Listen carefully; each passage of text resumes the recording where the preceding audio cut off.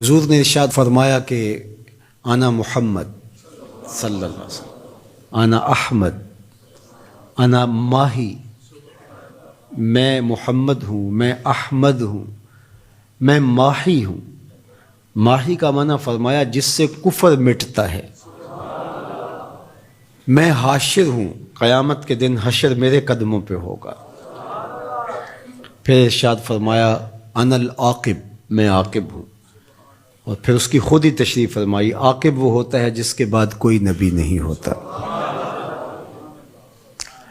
آخر بھی وہی ہے، اول بھی وہی ہے۔ حضرت جابر رضی اللہ تعالیٰ عنہ نے حضور سے سوال کیا متى وجبت لک النبوۃ، آپ کو نبوت کب ملی؟ تو حضور نے اس کا جواب کیا دیا، کنت نبیا وآدم بین الماء والطین، میں اس وقت بھی نبی تھا جب آدم علیہ السلام کا خمیر تیار ہو رہا تھا۔ وہ مٹی اور پانی کے درمیانی مراحل میں تھے کہ میرے سر پہ نبوت کا تاج سجا ہوا تھا۔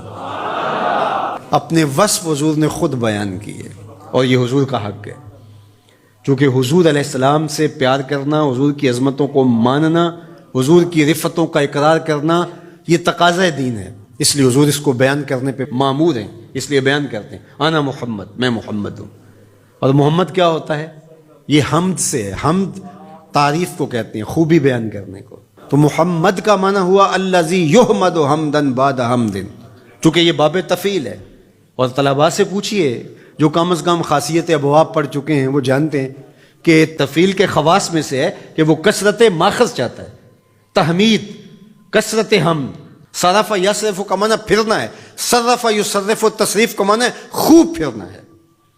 تو یہ تفعیل پہ جب کوئی بھی چیز لے کر آئیں گے تو اس کے معنی میں کثرت پیدا ہوتی ہے۔ تو حامدہ یحمدو کا معنی حمد کرنا ہے، اور حمدہ یحمد تحمید کا معنی خوب حمد کرنا ہے، اور اس سے محمد نکلا تو پھر اس کا معنی یہ ہوا الذی یحمد حمدا بعد حمد۔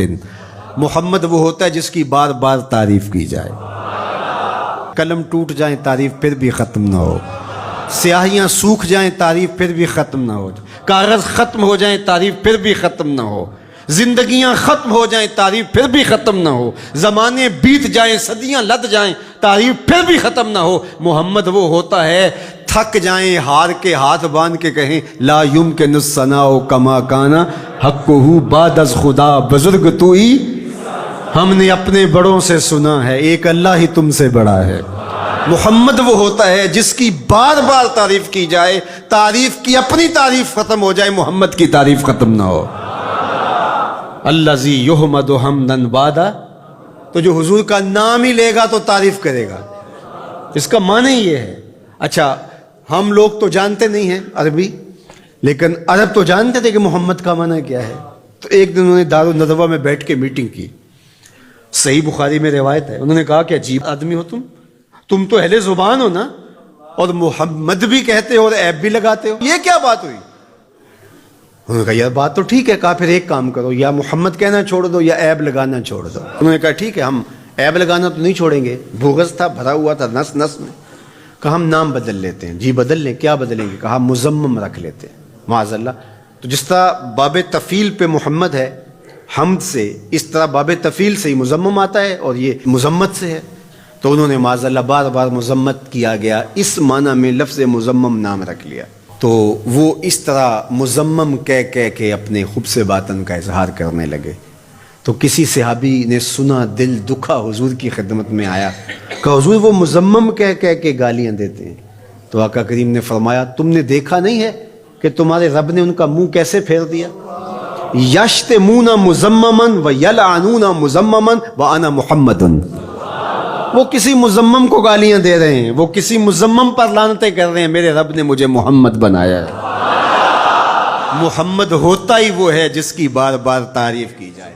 ہم حضور علیہ السلام کے لیے حضور کی مدح کی کوئی مجلس نہ بھی قائم کریں، جب اللہم صلی علی محمد کہتے ہیں تو لفظ محمد ہی حضور علیہ السلام کا قصیدہ ہے، حضور کا نام ہی حضور کا قصیدہ ہے۔ اس لیے محمد محمد بولتے رہو، یہ زندگی کا وظیفہ بنا لو۔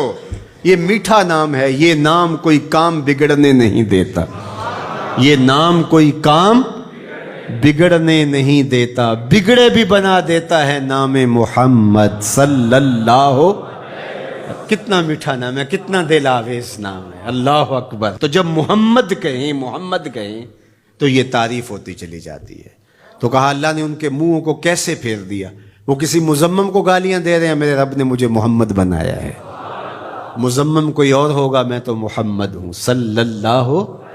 تو اب اس ضمن میں وہ الٹی لکیریں تراش کر کے کس کے خاکے بناتے ہیں؟ کیا وہ شکل میرے رسول سے مل سکتی ہے؟ ہو ہی نہیں سکتا. تو وہ کسی اور کے خاکے تراش رہے ہیں، میرے محبوب کا خاکہ تو تراشا ہی نہیں جا سکتا. خاکے کیسے تراشو گے؟ رخ مصطفیٰ ہے وہ آئینہ کہ اب اس سا دوسرا آئینہ نہ کسی کی بزم خیال میں، نہ دکان آئینہ ساز میں. مثل تو تب بیان کرو گے مثال ہو تو، اس کی تو کوئی مثال ہی نہیں ہے. ڈھونڈو ڈھونڈو پوری کائنات، محمد کی مثال ہی نہیں ملے گی. رب نے تو اس پیارے کا سایہ بھی نہیں بنایا ہے. تو تم خاکے کہاں سے تراش لو گے؟ تم کسی مزمم کی بات کر رہے ہو. محمد محمد ہے، محمد محمد ہے. محمد کے خاکے تراشے نہیں جا سکتے، محمد کی شبیہ بنائی نہیں جا سکتی. رب نے کائنات میں ایک ہی محمد بنایا ہے. مثل او در عالم مقام تصور نیست، اس کی مثل بزم عالم میں ممکن ہی نہیں ہے. خدا نے وہ سچائی پن چھڑیا ہے جدے وچ محمد نو ٹالیا سی. حسینہ جمیلاں دا منہ موڑ دیتا، محمد بنا کے قلم توڑ دیتا. یہ کس کی لکیریں تلاش رہے ہیں؟ یہ کس کے خاکے بنا رہے ہیں؟ میرے محمد کو رب نے بے مثال بنایا ہے.